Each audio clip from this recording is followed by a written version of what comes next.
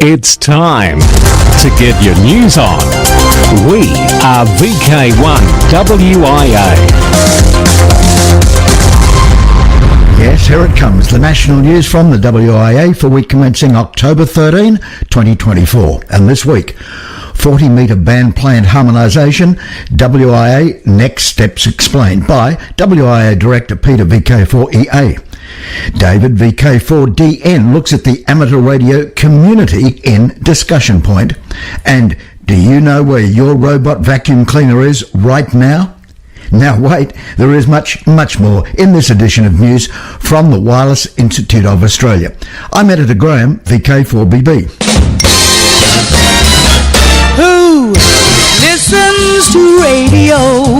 Wade, VK1MIC. This is Roger Harrison, VK2ZRH. Brian Alston, VK3GA. I'm Peter, VK3YE. I'm Marty, VK4 Kilo Charlie. I'm Jeff Emery, VK4ZPP. Mark, VK6QI for the Pia Lambda Radio Group.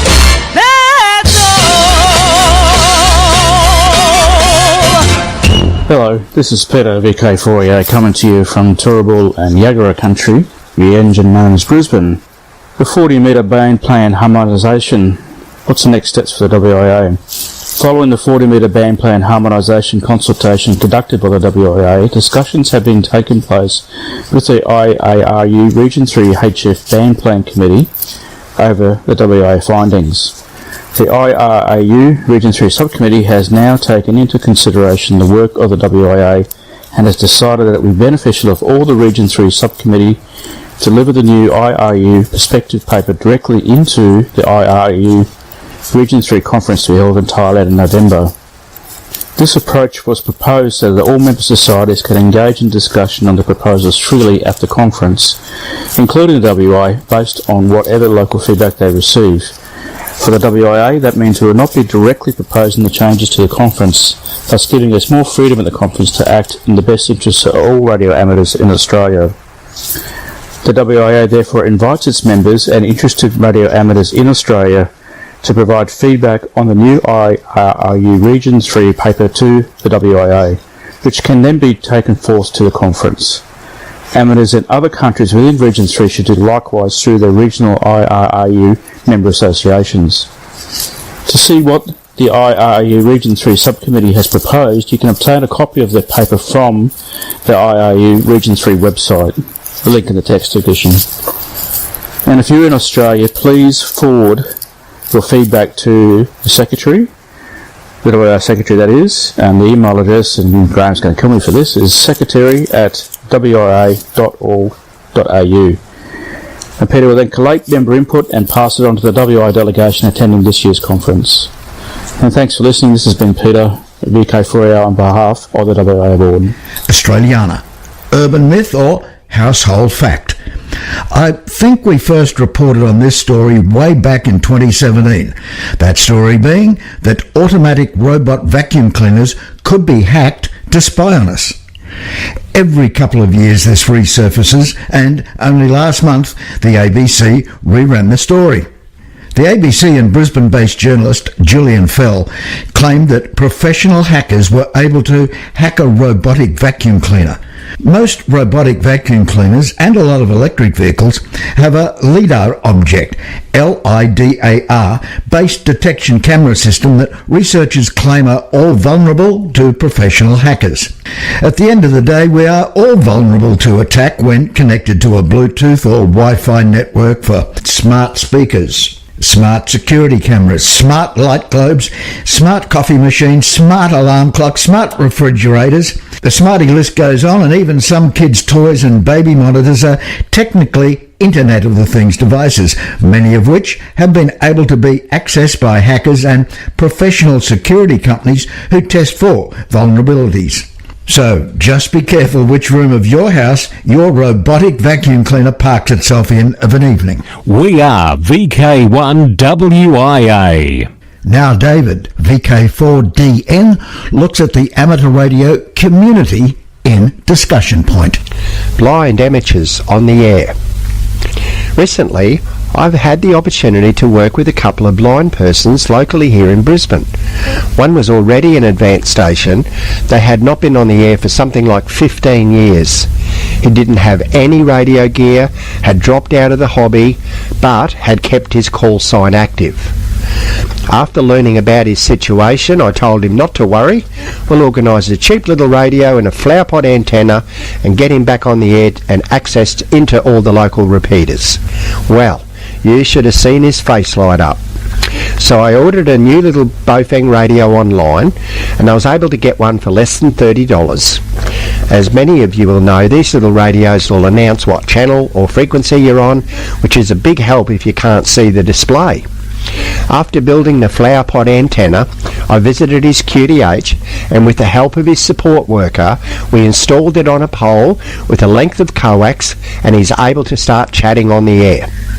His wife has since contacted me to thank me for organising this for him, because it's made a huge difference in his life now that he's active again, and we're currently looking at some new radio equipment that'll be a much better setup for him. The other fellow we're helping is currently studying for his foundation. Once again, I was able to source a UV5R and a flower pot to allow him to listen until he gets his own call sign. He's an avid shortwave listener and often calls me on the phone to ask questions about something he's heard on the repeater or to remind me that a net is on. The point I'm making is that someone who's blind may sometimes feel very isolated, and on the air no one would even know you're blind unless you tell them. In fact, many people living in our community without a disability often feel isolated or alone. I know a number of amateurs, myself included, who'll agree that the hobby's made a huge impact on our lives. I often like to say that we're not only members of a local radio club, we're also members of a local radio community. It's up to each of us to make everyone feel welcome and to do what we can to help them get them on the air and participate in this amazing hobby we call amateur radio. 73 from David, VK4DN. From here, there and everywhere, you tune to the Wireless Institute of Australia's National News Service. We are VK1WIA. Now with international news, Jason, VK2LAW. Hello. Starting with our thoughts for all suffering in the United States, civilians and ham radio ops alike, from the absolute devastation caused by Hurricanes Milton and Helene. WinLink operations are requesting all non-essential, that is, weekly nets and testing, cease until emergency traffic eases. That old proverb, it's an ill wind that blows nobody any good, may be incorrect after all. After radio proved essential for communications during recent disasters in the southeast of the USA, attorneys general from a dozen states are emphasising the importance of keeping AM radio in cars. They say Hurricane Helene highlights why AM radio is crucial in emergencies, and are urging Congress to pass legislation that would require automakers to keep AM radio in vehicle dashboards. During emergencies, it's vitally important that federal, state and local officials be able to deliver emergency warnings and other information to their citizens, the group writes. AM radio signals travel greater distances as compared to FM, and citizens can receive information via AM radio even when phone lines, electricity and cell phones are inoperable. The proposed AM Radio for Every Vehicle Act last month cleared its final committee hurdle and now awaits a vote in the full House. If passed, the bill will require the Secretary of Transportation to issue a rule requiring access to AM broadcast stations in motor vehicles. If they don't, car makers could be fined. The Sri Lankan amateur community has suffered the loss of two prominent amateurs who became silent keys one day apart. Vasanth Garuj, 4 Sierra 7 Victor Golf, made a name for himself among prominent DXers not long after receiving his licence in the mid-1970s. Twice he was president of the Radio Society of Sri Lanka, first from 2005 to 2007, and again from 2015 to 2016. The Radio Society referred to him as a cornerstone of the Sri Lankan amateur radio community. 4 Sierra 7 Victor Golf died September 15, aged just 70. One day earlier, Sudeepa Sepala, 4 Sierra 6 Sierra Alpha Delta, became a silent key. 4 Sierra 6 Sierra Alpha Delta was a dependable mentor to operators utilising the digital modes or the automatic packet reporting system. He was, above all, a kind and respected mentor, according to the Radio Society website, which praised him for sharing his wide knowledge of astronomy, antenna theory, and radio science with Hamson University undergraduates. He took a particular interest in encouraging young students to embrace radio science. Rest in peace 4 Sierra 6 Sierra Alpha Delta and 4 Sierra 7 Victor Golf.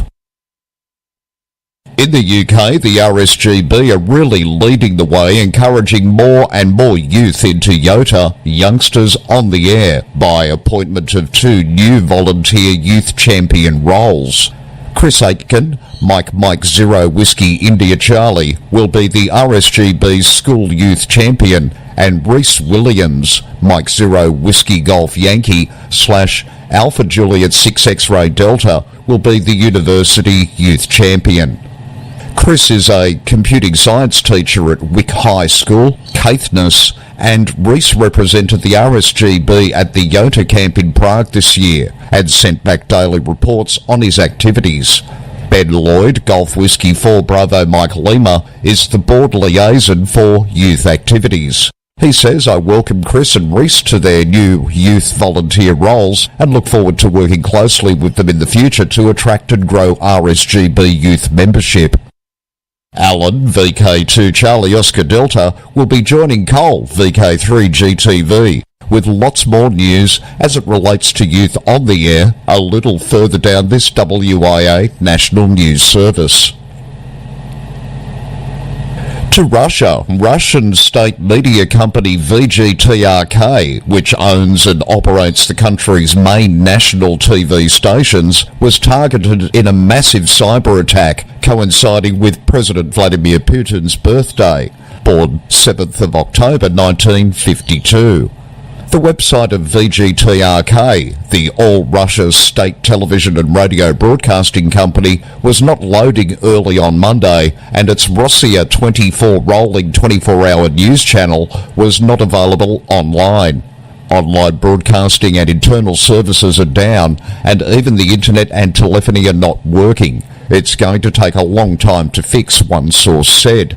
Speaking in Moscow, Maria Zakharova, a spokeswoman for the Russian Foreign Ministry, did not say who was behind the attack, but told reporters that Russian media had long since become targets.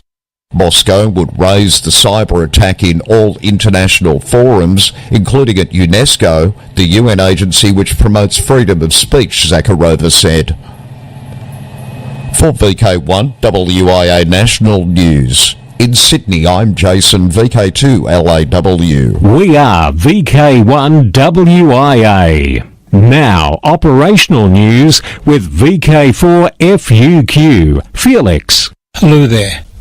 Following meetings with contest directors and Worldwide Radio Operators Foundation leadership, the organisers of the CQ Worldwide contest have restored eligibility for awards to qualifying amateurs from Russia and Belarus.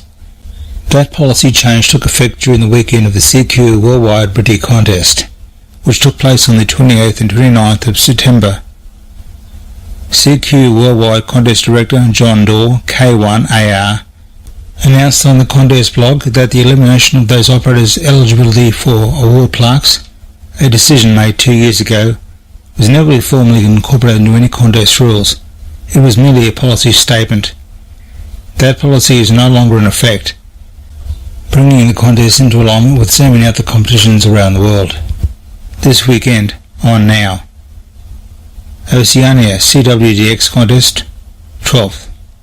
CW, the second full weekend in October each year from 0600 hours UTC Saturday to 0600 hours UTC Sunday. Log deadline for all phone and CW logs 31 October. International Earth-Moon-Earth Contest 0000 hours UTC on Saturday through 23:59 hours UTC Sunday.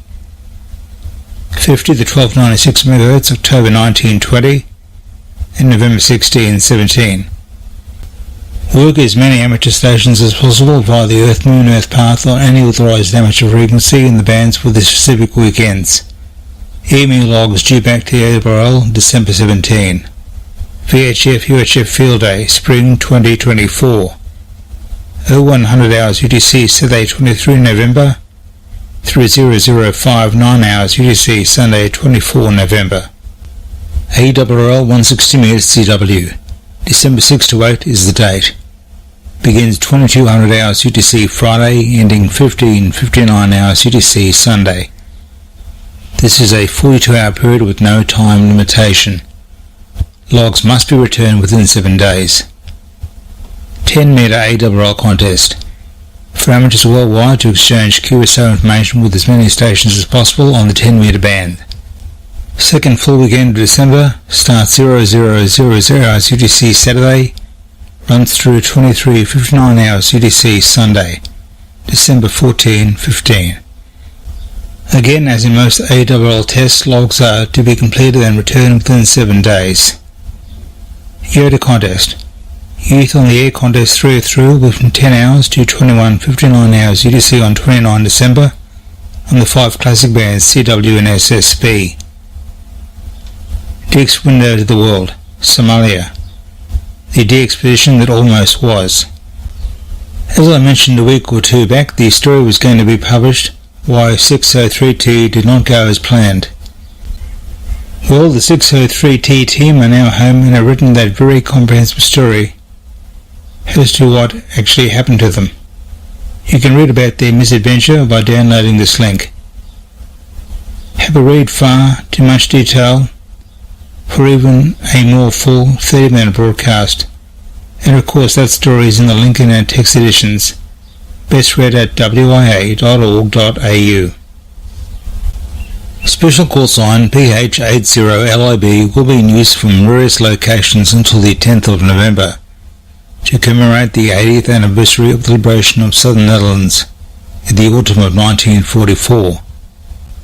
PH80LIB will be on the 80 to 10 metre bands using SSB, CW and digital modes. QSL special event station PH80LIB via the Bureau. Celebrating the 100th anniversary of Radio Belgrade, the Belgrade Amateur Radio Club is active as YT100RB and YU1924RB until November 30. For details of a certificate that is available, see yu1ano.org. In the world of DX, we're listening for members of the Zurich City Police Radio Amateur Club throughout the year. Operating as HB20SP, the club is marking its 20th anniversary. Unfortunately, no Bureau QSLs, but you can use Logbook of the World, and HB20SP runs until December 31. For VK1WIA National News, I'm Felix VK4FU Inningham. From here, there and everywhere, you tune to the Wireless Institute of Australia's National News Service. We are VK1WIA. Now, Special Interest Group News with Cole, VK3GTV. Hello, Worldwide Special Interest Group News, Summits on the Air, Worldwide Flora and Fauna Program, Parks on the Air, and other adventure groups. POTA Activity Weekend is October 19 to 20. 4 times a year, POTA encourages activators and chasers alike to support local parks by getting out and having fun. The next activity weekend runs this coming weekend, October 19th and 20th UTC, with the following activity weekend scheduled for January 18 to 19 next year. Worldwide Special Interest Groups, Faith. Combining the often separated worlds of faith and technology, the newly released book, Jesus, Faith and Antennas by Gerald Tausch, offers an innovative perspective that bridges ham radio, electronics and faith through a personal and technical journey. Aimed at amateur radio enthusiasts and readers interested in both technology and spirituality, this book provides a comprehensive guide to transmitting radio signals across multiple antennas while reflecting on life's deeper questions of belief, morality, and human connection. In Jesus, Faith and Antennas, the author takes readers on a dual journey, one through decades of hands-on experience with radio and electronics, and another into more philosophical realms. The core of the book introduces a revolutionary technique for transmitting signals across multiple antennas, a method that challenges traditional amateur radio practices and is presented with clear, step-by-step instructions. The practical guidance opens up new possibilities for hobbyists and professionals alike, especially those seeking innovative approaches to antenna configuration and signal transmission. Worldwide Special Interest Group's Final Frontier. IARU handles 1,000th request for amateur satellite frequency. The International Amateur Radio Union, which coordinates the radio frequencies used by ham radio satellites, announced that it recently processed request number 1,000 for a satellite frequency. IARU's Satellite Frequency Coordination Panel has faced new challenges in recent years with the increasing popularity and growth of CubeSats. With less onerous costs to launch these small satellites, the focus has been on carefully managing the spectrum and ensuring minimal interference with terrestrial services. The IARU issued a statement saying, as Earth's orbit becomes more crowded, the IARU's work in frequency coordination will remain critical for future missions. Worldwide Special Interest Groups, IOTA.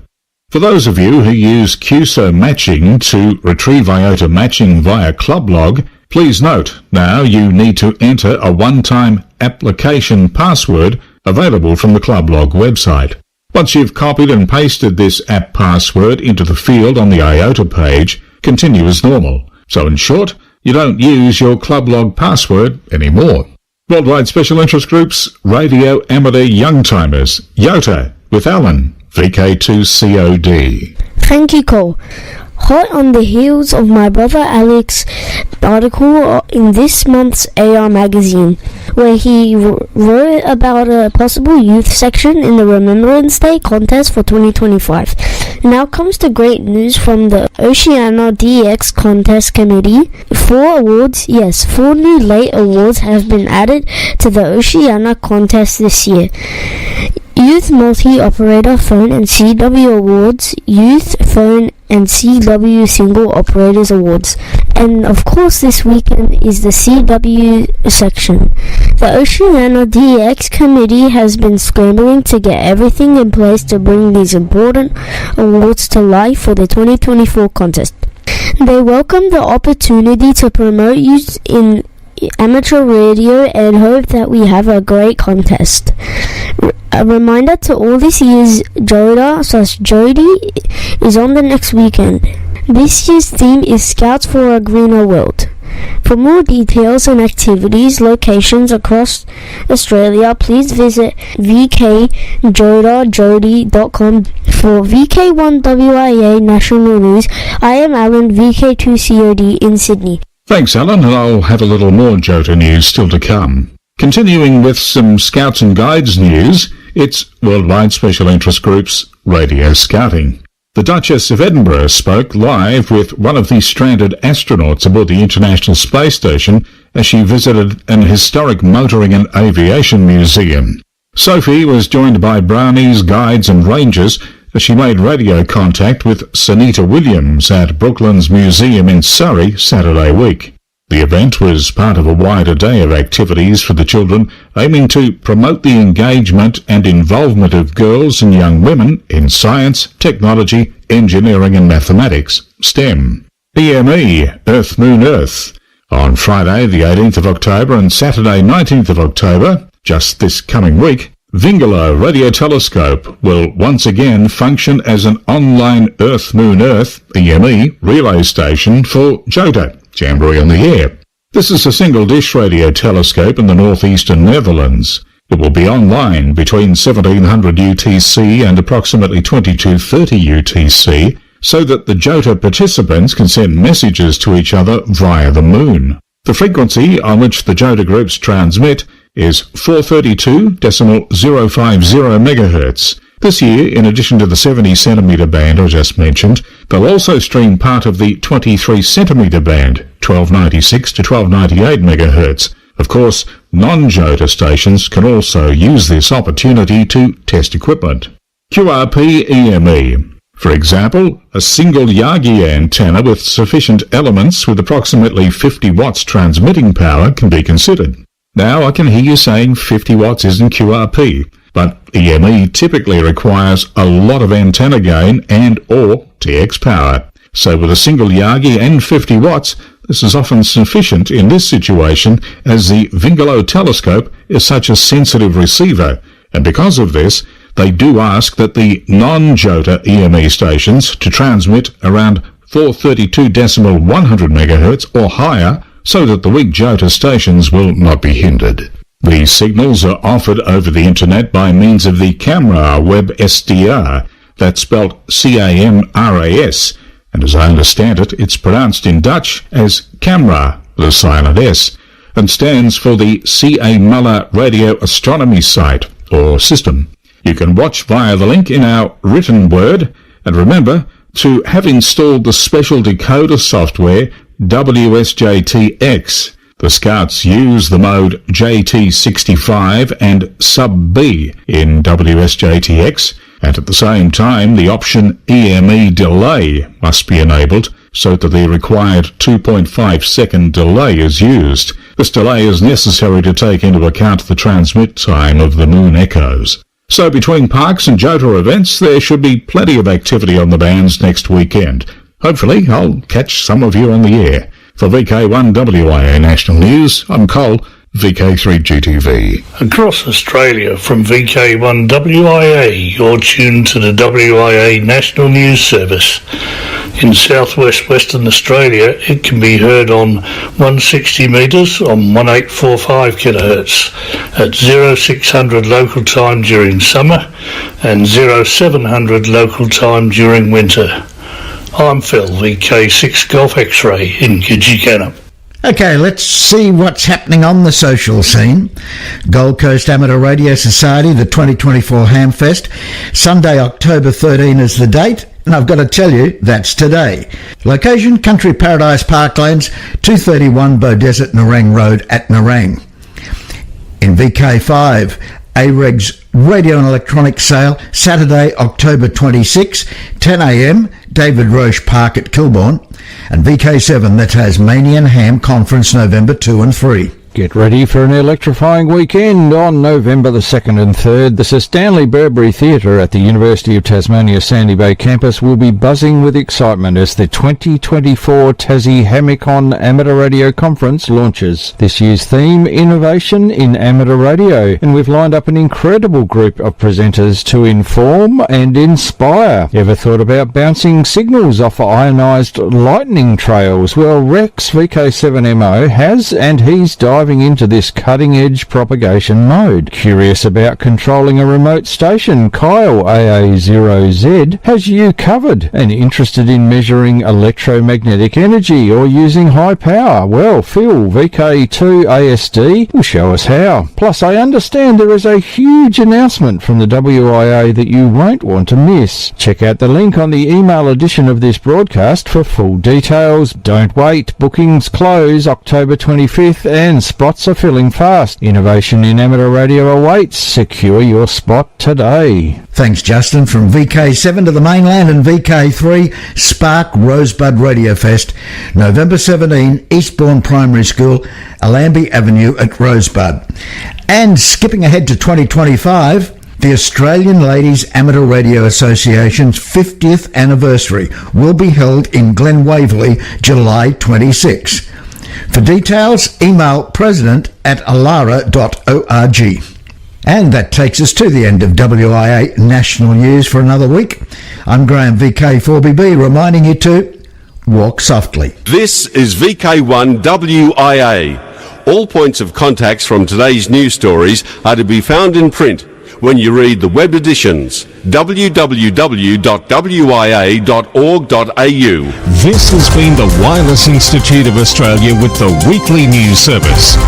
This broadcast is in text, audio and video and is accessed on wia.org.au.